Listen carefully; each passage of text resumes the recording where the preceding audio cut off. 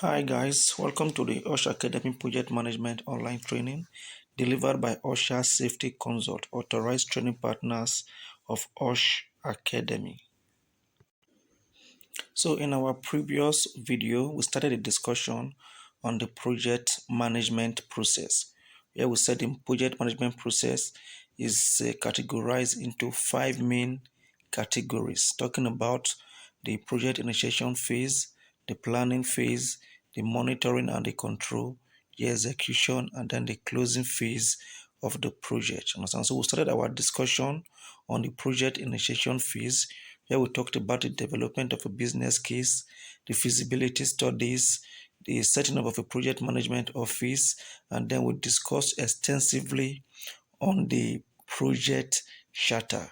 And then we did our phase review. That is to say, going through all what we have done to make sure it gives us the desired objective that we planned for that project. So after the phase review, the next thing you do is to move on toward the planning phase of the project, which is what we are going to be discussing in the course of this video, along with the project monitoring and control, as well as the execution and the closing phase of a project to round up what the project management process.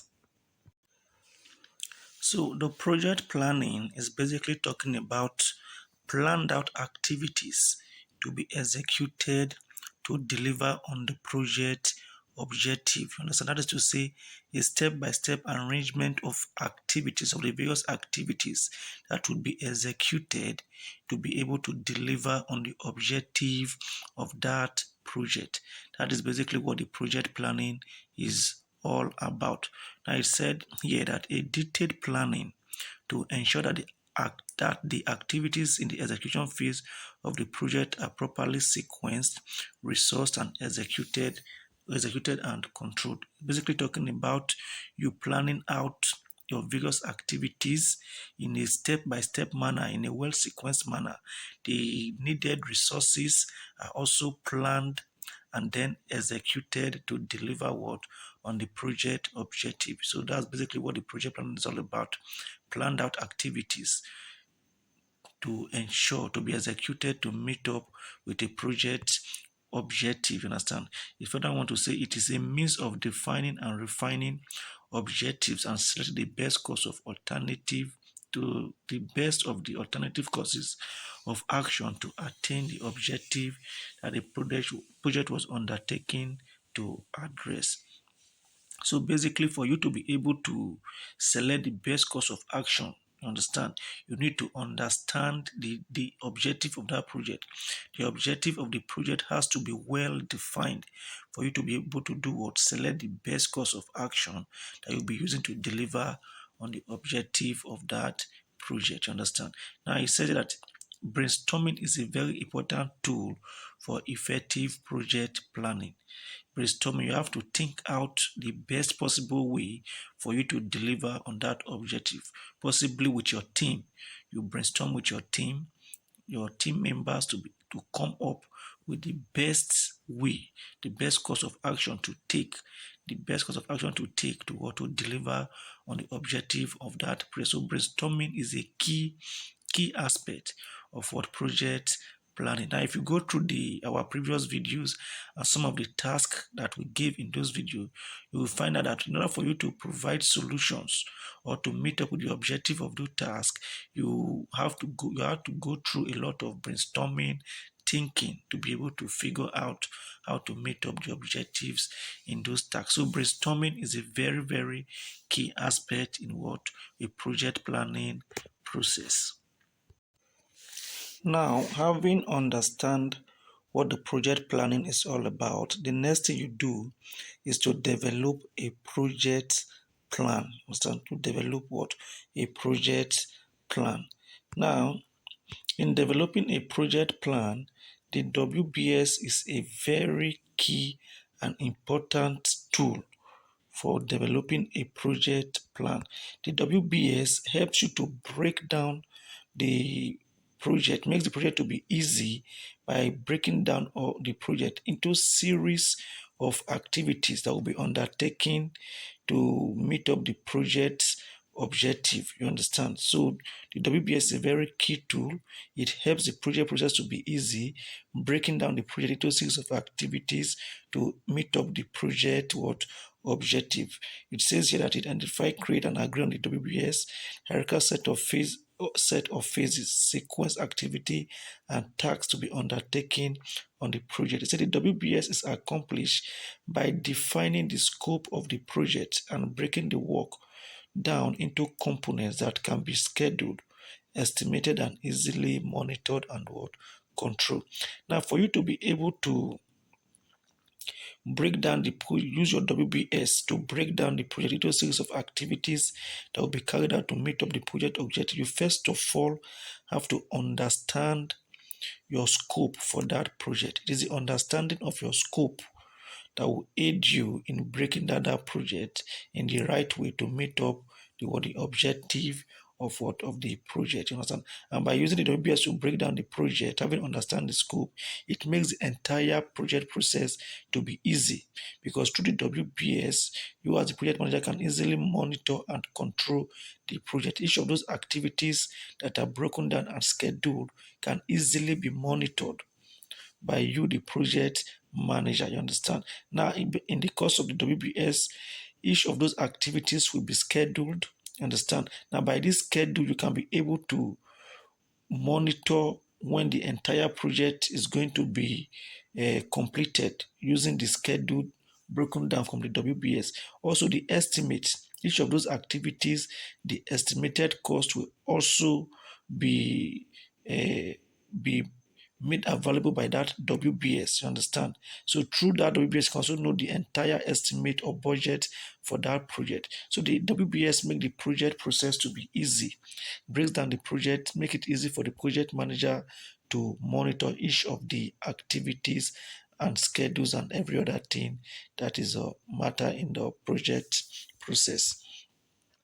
They say allocate resources to each of the activity, task, and assemble detailed project schedule. You understand? Now, also in the WBS, each of those activities will also be what assigned or allocated to people. You understand? To each of the team members that will be carrying out that activities. So it makes the entire project easy. It makes it easy for you to also allocate resources to each of those activities or tasks that you've been able to break the project down into.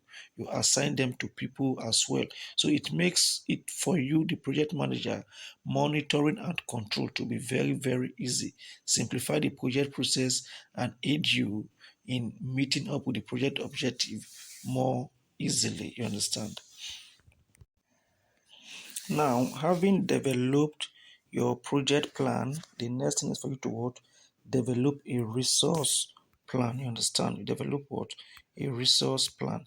Here it say involves a detailed resource allocation and assessment to identify types of resources, which is talking about human, equipment, and materials, total quantities of each resource, types, role, responsibility, and skill set of all human resource, item, purpose, and function of equipment, item, purpose, and function of materials. And so basically what the resource plan is talking about is that having develop your project plan, breaking the project into a series of activities, understand? Now you need resources for each of those activities to be carried out, understand? And the types of resources could be human, talking about people with the skill sets, with the roles and responsibility to carry out that particular activities that are broken down. So you assign people to each of those activities. So the people are talking about the human resources, talking about the people that you assigned to each of those activities, people with the skill sets, to carry out those activities that you've broken the project into.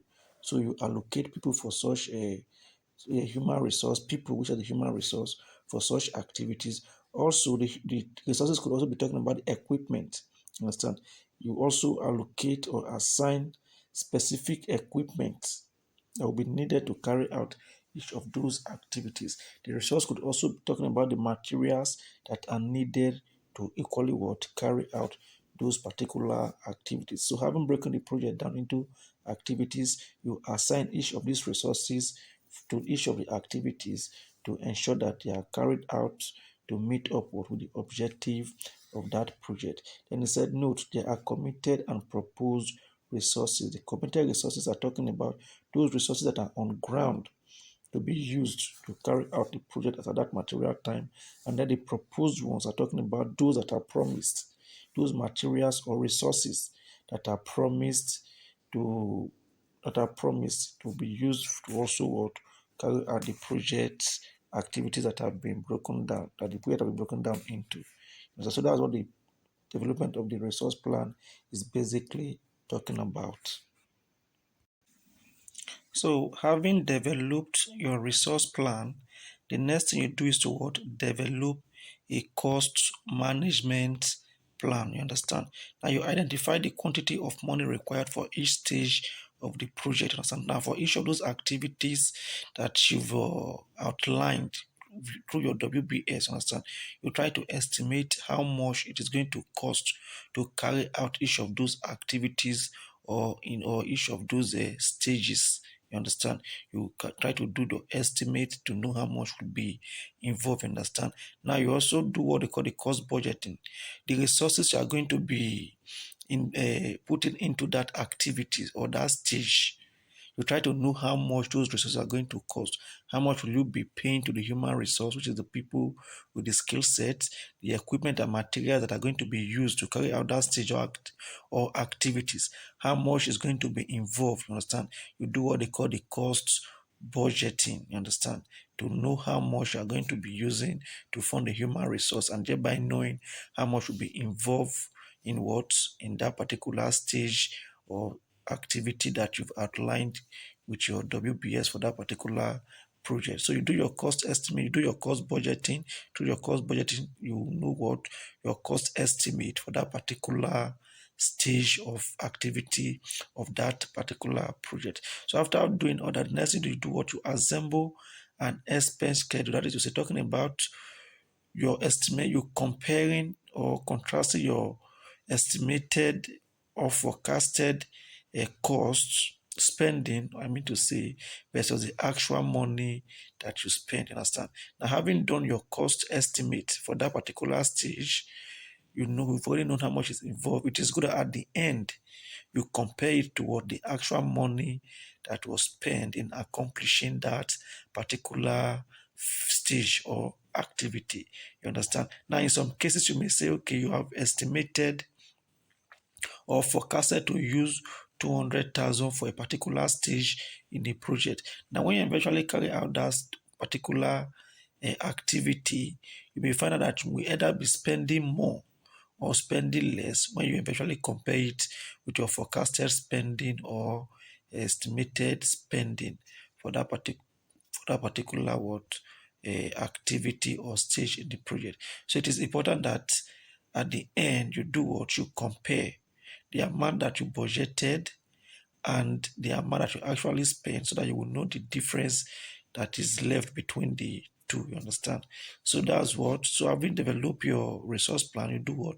You develop what the cost management plan as well. Now, having done your cost management plan, the next thing you do is to what? Develop a quality management plan. You understand? Now, the quality desired by the project sponsor for that particular project should be what? Well defined. It should be well defined and understood by both the project sponsor and the project manager. The quality should be listed clearly and should be unambiguous. You understand? It should not be too elaborate and confusing. It should be specific. You understand? It should be clearly stated, and it should be specific, not ambiguous. You understand? Something that is easily understood by both the project manager and the project sponsor. Understand? Each of the deliverables that will be delivered in the course of every stage of that project, the quality that is needed for those deliverables should be what? Should be clearly stated and specific and well defined by both the project sponsor and understood by what the project manager. You understand? Now, having understood the quality demanded of the project sponsor, you do what they call the quality assurance plan. That is to say, you setting out a plan of activities to assure your project sponsor or customer that you will be able to meet up with the desired what quality. So you draw up what they call the quality assurance plan, you understand, to assure the customer, yes, this quality that is needed, you will be able to what deliver on that quality. And these are the plans on how you where you intend to meet up or deliver on that what particular quality. Now take for instance, you have a project sponsor who wants to build a house, you understand, and now he tells you that he wants a particular standard or a particular quality of a house, and he then gives you a picture of the kind of house or the kind of quality of house that he or she wants, you understand. Now you've been able to see the quality that he is demanding, you understand. So you set out what the quality assurance, set out plans to convince him that yes, you can meet up with those quality. You set out your plans. You can say, okay, for instance, for this quality that is demanding, this quality of house that is demanding, you are going to be using what a glass tie for that house, which is the latest ties on board. You understand? So you use a glass tie for the house. Then also you are going to be using a POP with a particular kind of design to bring out the beauty of the house, you understand. Then also, instead of using normal paint, you're going to be using oil paint, which is the latest paint in town, to bring out the brightness of the house using some specific colors, you understand. You set out all these plans on how you intend to meet up with the quality of house that he is demanding of you. So you set all these planned activities out in what your quality assurance you show to him to convince him that you can actually meet up with the desired quality. You understand? Then having done the quality assurance, the next thing you do is the quality control plan, talking about the techniques you are going to be using to control the actual level of quality that is needed by the project sponsor. How do you intend to control the quality to make sure that at the end of the deliverable, you're able to deliver on the particular quality that he or she demands? So you also do what? You have your quality control plan. You also draw up your quality control plan as well on how you intend to what? Control and meet up with the demanded quality. Now take for instance, in that house that you are going to be building, you have indicated to the man that you are going to be using the latest tile for that house, using a glass tie for the house, and you've indicated that you are going to be using a particular color. Let's say you say to bring out the beauty of the house, you'll be using a white glass tie for that, for the sitting room of the house. You understand? Now, having done your project plan and all that, you be able to calculate that you'll be needing 20 ties for the sitting room, 20 white ties for the sitting room. That was your estimate of a material you'll be needing for that particular sitting room. You understand? Now you get the 20 tie that you need. Now let's say in the course of the project process, about 3 or 4 of the tie got broken. You understand? Now since there are no tie, you decide to okay, make amend by using other color to complement the remaining ones, you understand. So instead of doing the entire sitting room white tie, you now have it mixed with other colors, you understand. Now by doing that, you are not delivering on the quality that you assure your customer or your project sponsor, you understand. The quality that you assured him was that you are going to be doing what? Doing the entire sitting room with white tie, you understand? So by going to mix it up with other colors, you've already failed in delivering that particular quality. But now let's assume that having assured the man that you're going to be delivering on the quality and promising to use white tie for the sitting room, understand? Now you estimated that you're going to be needing 20 ties for the sitting room. Now, instead of getting those 20 ties as a control method or as a control technique or control method, understand? You decided that instead of getting 20 tie, you now got 25 tie, which is 25 white tie. instead of 20 for that particular city room. Now, if in the course of that project, in the course of carrying out that particular activity of tiling the city room, maybe 2 or 3 tiles get broken.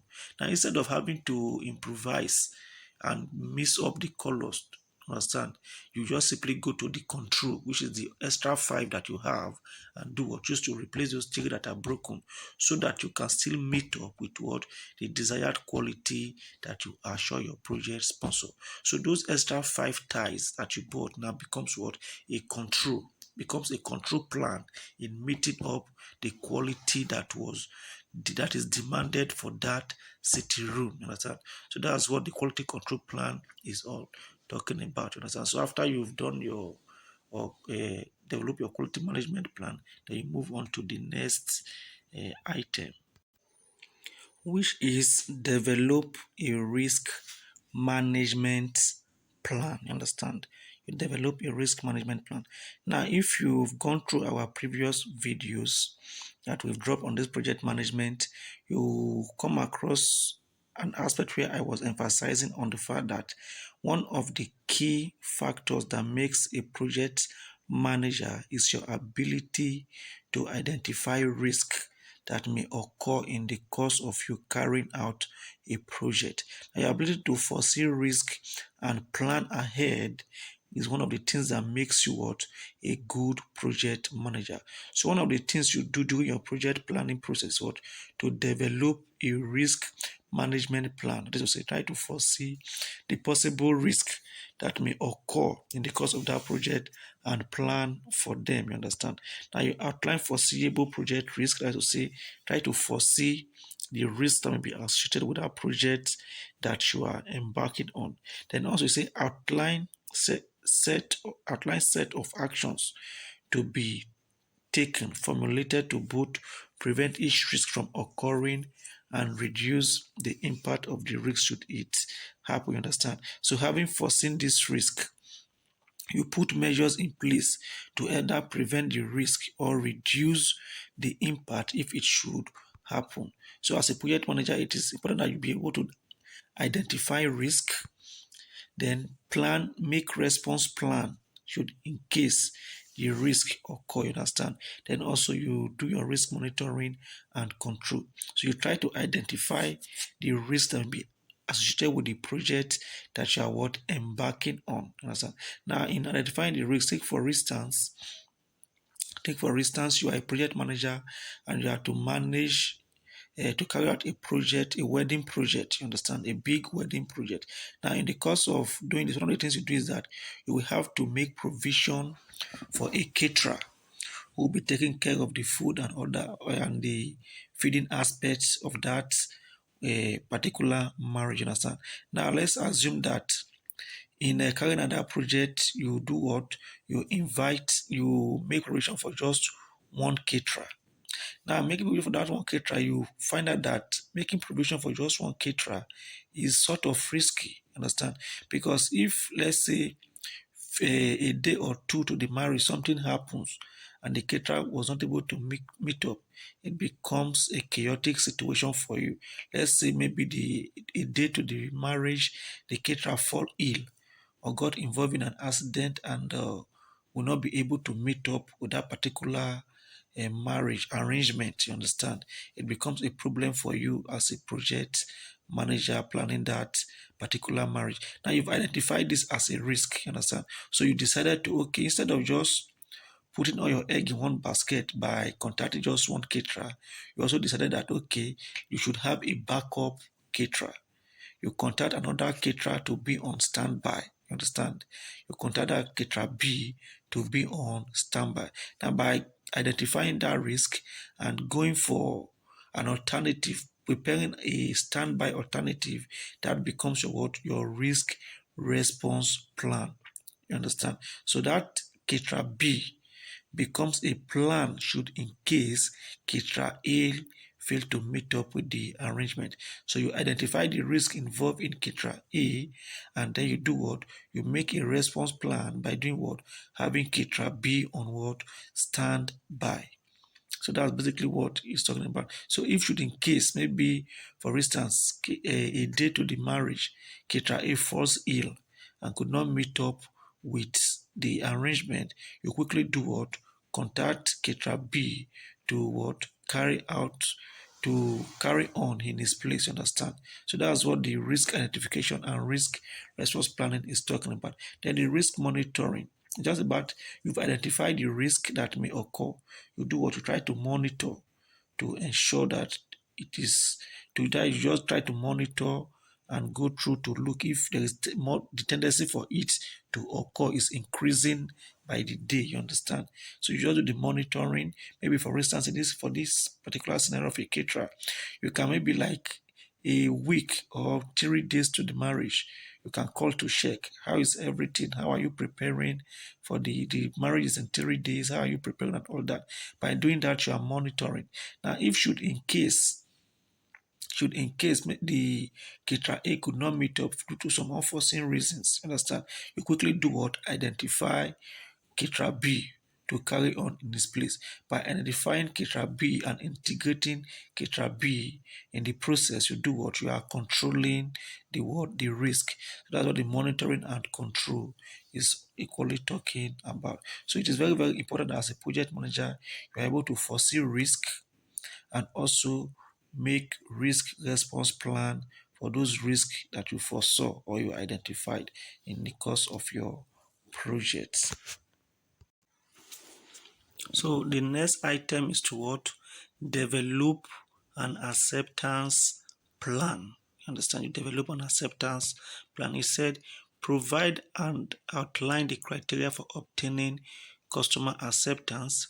Assemble a schedule of acceptance reviews within which customer acceptance will be sought using an acceptance form to review the deliverable produced and the level of customer satisfaction. What it's basically talking about is that you should have an acceptance plan, you understand, for each of those deliverables that you'll be giving.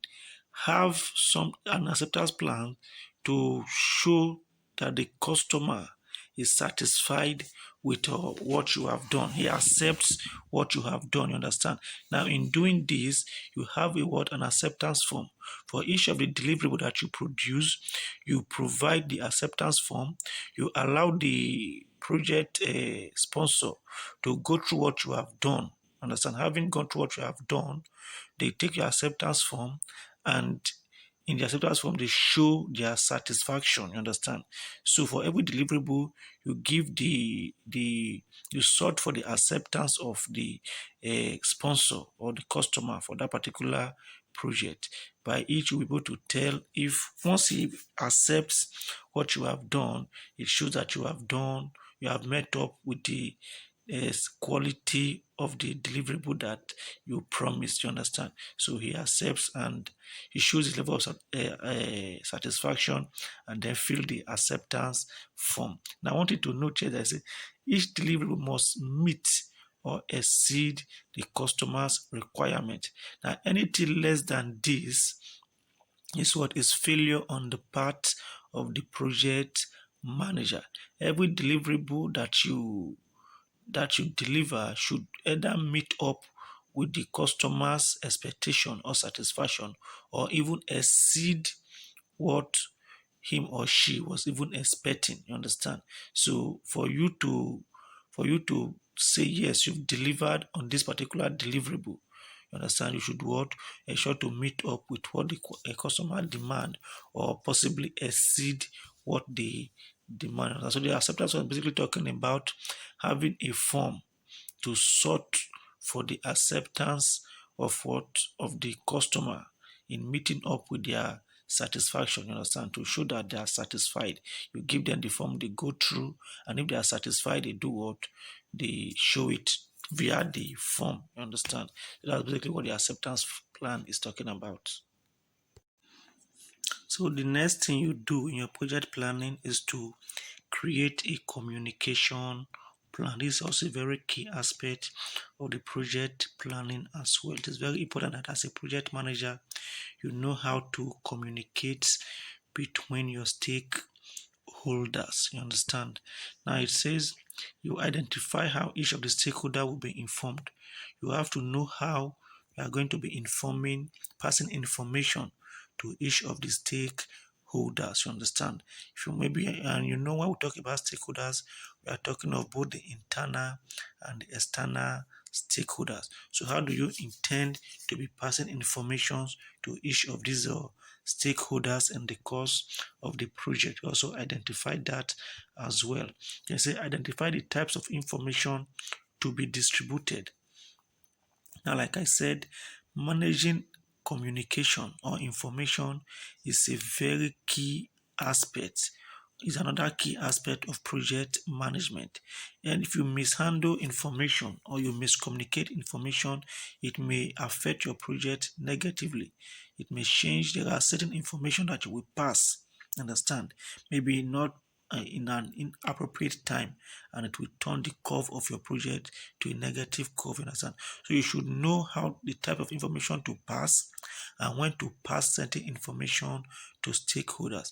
Now, take for instance, you are the project manager and maybe a week into the month, into a new month, you were informed by your project sponsor that salary will not be available to your workers, understand, to the human resource that you are using for that particular project at the end of the month or at a time where normally they are usually paid. Let's assume every 30th they are usually paid, and the project sponsor is telling you that that 30th he will not be able to pay this month. It's going to be a week after that 30th that he'll be able to meet up with the payment, you understand. Now, if you should, as a project manager, if you carry this kind of information, and at the early stage, maybe that early stage of the month, you pass that information to the workers, it may demoralize some of them, you understand. They may become demotivated, and that will affect the output of that work, you understand. So in some cases, instead of you telling them at the very beginning, you can wait towards the end of the month and then you pass that information to them. Yes, they may also be demoralized, complain, and all that, you understand.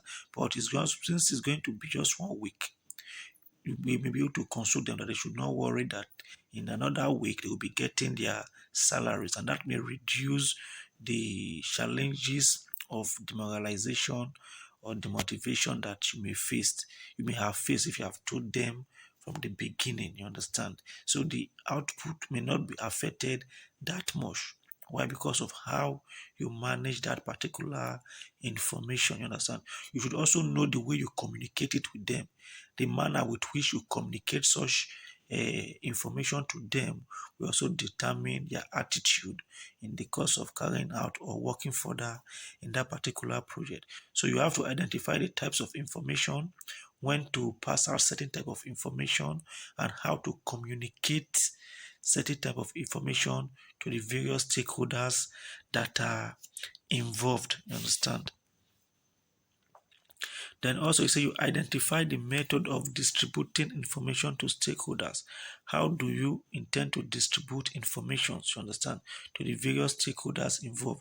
Are you going to be having a meeting of all the stakeholders and then pass information to them and also take information from them?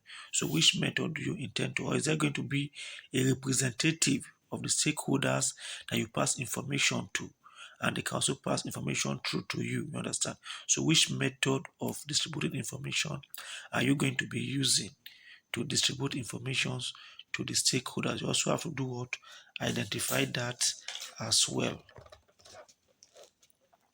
Then also you identify the frequency of distributing information. How often are you going to be meeting with the stakeholders to inform them on the progress of the project? Are you going to be meeting once in a month, twice in a week?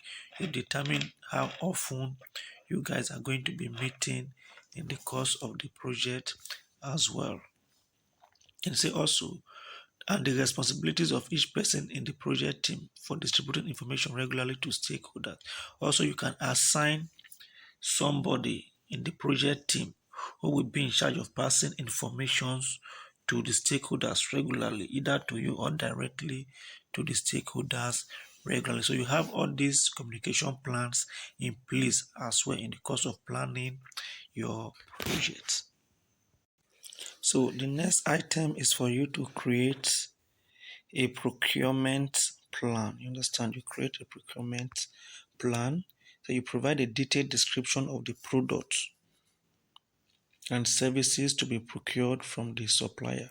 The items, the materials that you need, you describe them in details to ensure that when they are supplied, they meet up with the specification demanded. You understand?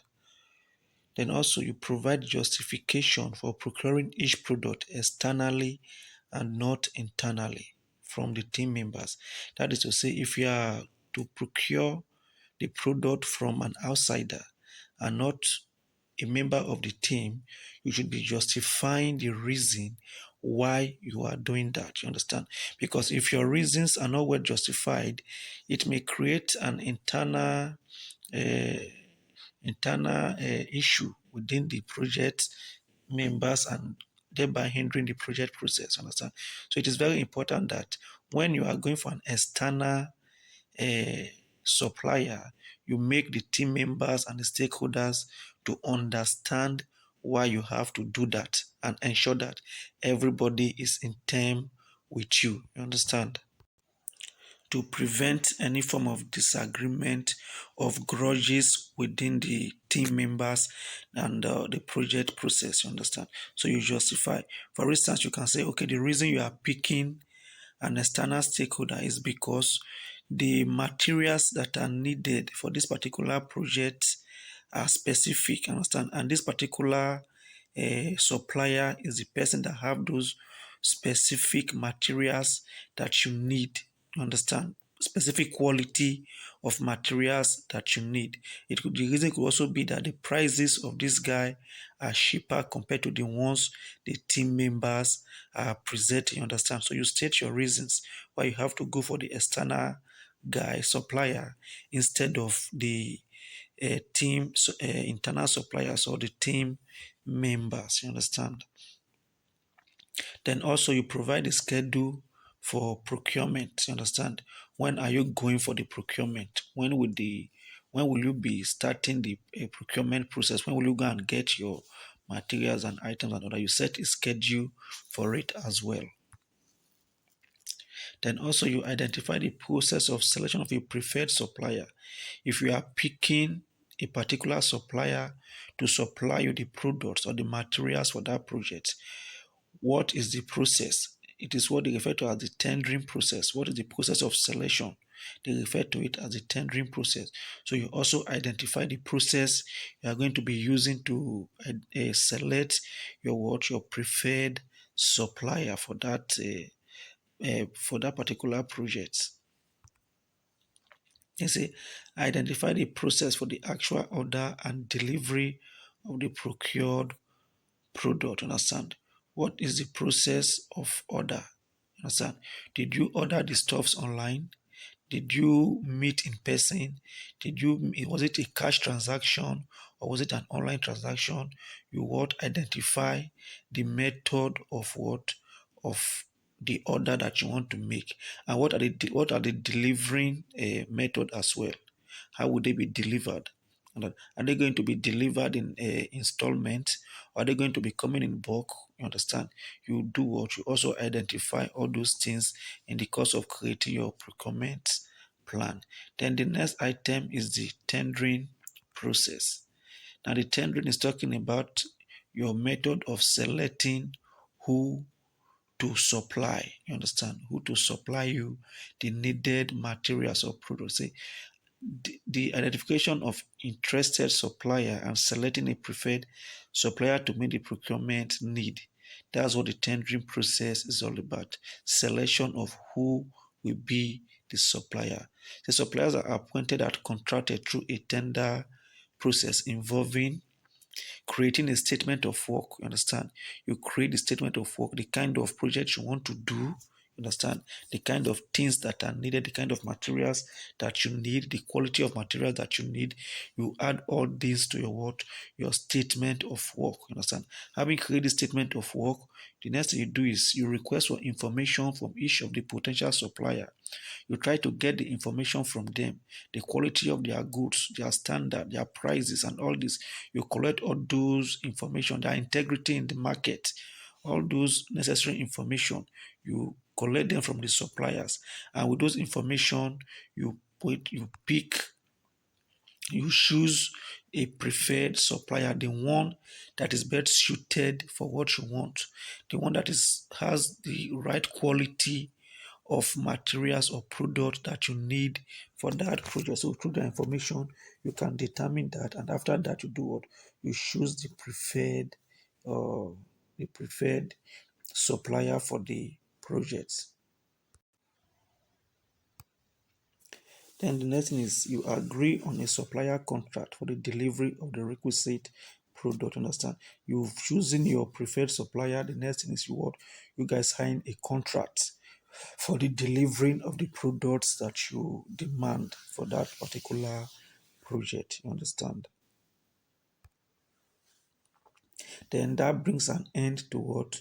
The project planning phase. After that, you do your what? You perform your phase review.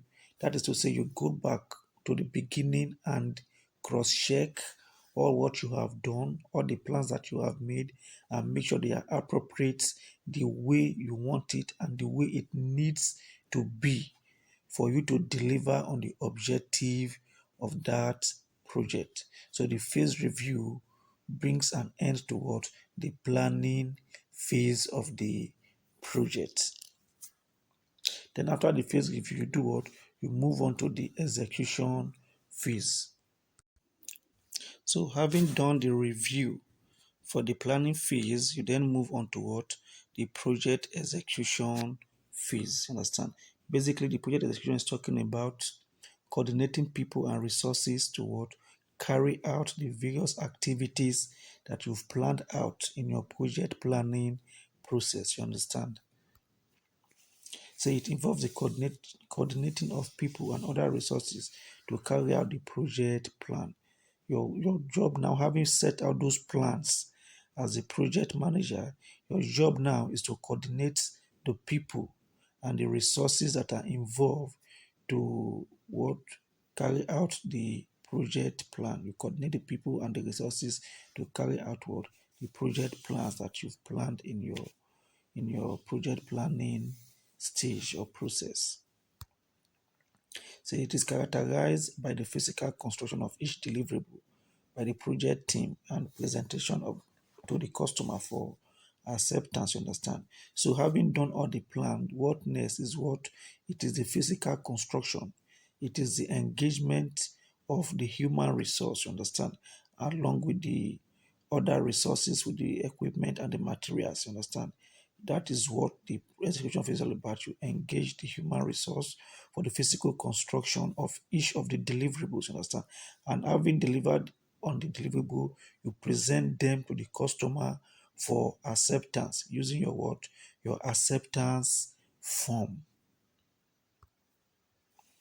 It's monitoring and controlling of the activity resources and expenditure by the project managers required throughout the execution phase to ensure that the customer requirements are met. Now, having done the plan, your work as a project manager is what? To control each activity that you have planned out. Each of the activity that is being carried out by the people that you've planned out, to do what? You control them, you monitor them, understand, and control them. All the resources that are involved, you manage, control, and monitor them to ensure that the plans that you have set out are appropriately carried out to meet up the objective of the project. Also, you coordinate the expenditure. You understand? You remember one of the things that you control as a project manager is the budget and the time, understand, and the scope.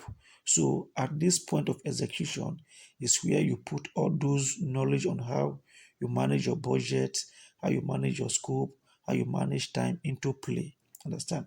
So basically, as the project manager, your job after setting out the project plan is what? Monitoring and control of each of the activities that are being carried out. Both the resources, the expenditure, the management of the time, of the cost, and everything. Your job at that point is monitoring control as well as management to meet up the desired quality or objective of the project sponsors. You understand? So that's basically what the project execution is all about. Having done the plan, the next thing is for you to, as the project manager, to coordinate both the human resource and other resources to carry out those plans that you set out to meet up what the project objective. So while the project is ongoing and being executed, your job as the project manager is what basically monitoring and control, as said earlier. You understand?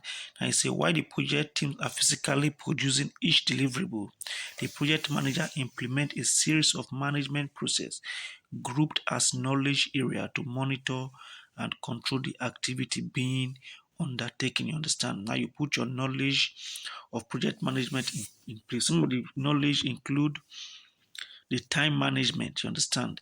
You manage the time, you manage the risk, you manage the cost, you manage the quality of the project, the communication of the project, procurement, integration, scope, human resource, and stakeholders management. So while the project is ongoing, while your project team are engaging in the physical aspect of the project to produce each of the deliverables, your role as a project manager is to monitor and control the time. Remember, the project is time bound. You understand? The project is time bound. It have a start time and the end time, and your duty is to ensure that that project falls within that stipulated time. So you ensure that everybody is up to speed, doing what they are to do at a specific time, you understand, to meet up the time target for that project. The risk management, you try to manage the risk. You remember you've drawn out your risk plan. You've foreseen some risk, you understand. You monitor those risks to ensure that they don't occur. And also you do what? You set out your control measures, which is your risk response plan, to ensure that if those risks should occur, you do what? You put your plans in action, you understand? So you manage the risk in the project, try to ensure that they are prevented, you understand? And also if it should happen, they are what? Minimize your cost, you understand? Remember you have a budget for this project, you understand? You try to ensure that you work within that budget. You ensure that your project team are not spending excessively, you understand? Or you want that you be the one to control the disbursement and everything. So you manage the cost. Remember, you have given a quality assurance that you're going to be delivering on a specific quality. You also do what? You try to ensure, manage that quality to ensure that at the end of the day, the project comes out in the quality that you've assured your project sponsor. Your communication management, you manage communication between the stakeholders as well as your project team. The procurement, you already set out schedules for your deliveries and all that, and ensure that everything is prompt, nothing is delayed, because you are working with time. Any delay may hinder the time. So you set out all this, you manage all these aspects as the project is ongoing. You monitor and control all these aspects as the project is ongoing as well. So that is your role as a project manager, having set out your plan for that project.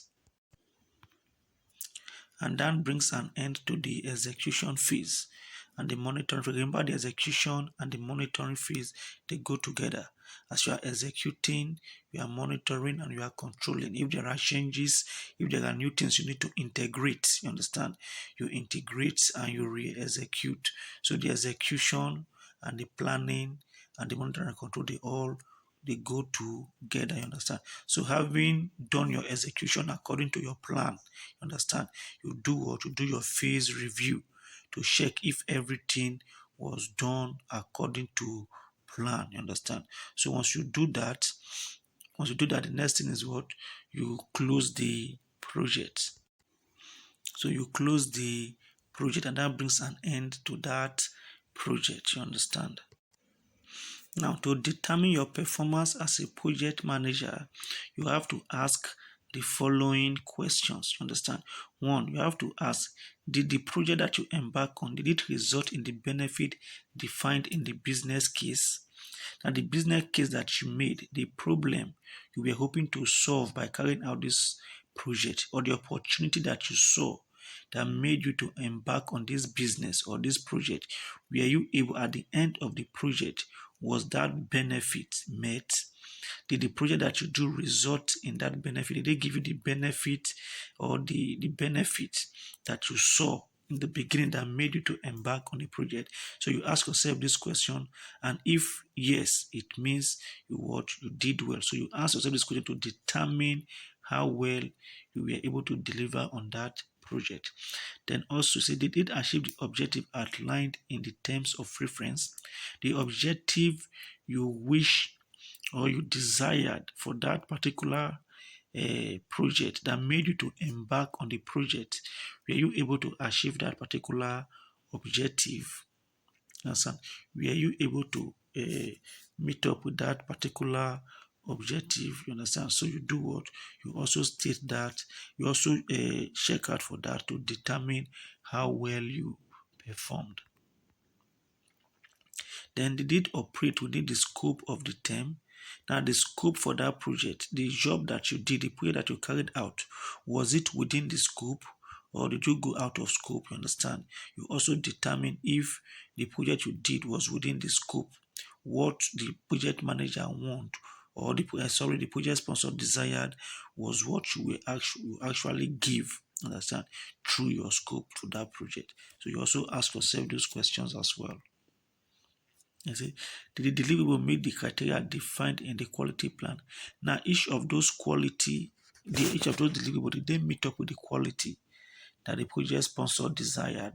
The quality that you assured the project sponsor, were you able to meet up those quality for each of the deliverables as promised? You also ask yourself those questions to determine how well you performed in carrying out that project. So was it delivered within the scheduled outline in the project plan? Were you able to manage the time appropriately? Understand? The time frame that was given for you to complete that project, were you able to complete the project within that time, within that scheduled time? You also ask yourself to what? Check how well you performed. Then finally say, was it delivered within the financial plan?